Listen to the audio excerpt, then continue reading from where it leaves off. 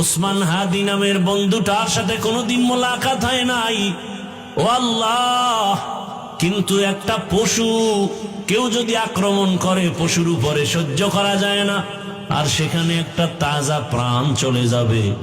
আয় আল্লাহ, এটা অন্তরকে মানানো যায় না। আয় আল্লাহ তাআলা, আপনার কুদরতের ফয়সালা। আয় আল্লাহ, আজকে শুনলাম তিনি দুনিয়াতে জিন্দা নাই। আয় আল্লাহ, তাকে শাহাদাতের মর্যাদা দান করেন। এরকম আমার কলিজার যত যুবক,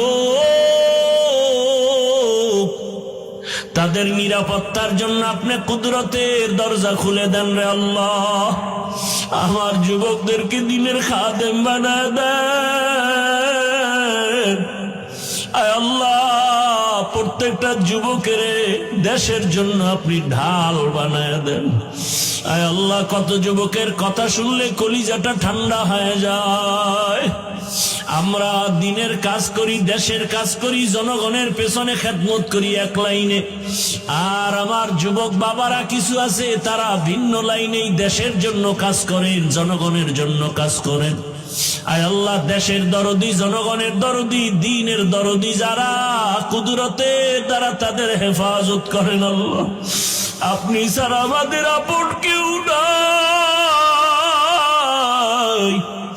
আপনি ছাড়া আমাদের নিরাপত্তা দেওয়ার কেউ নাই।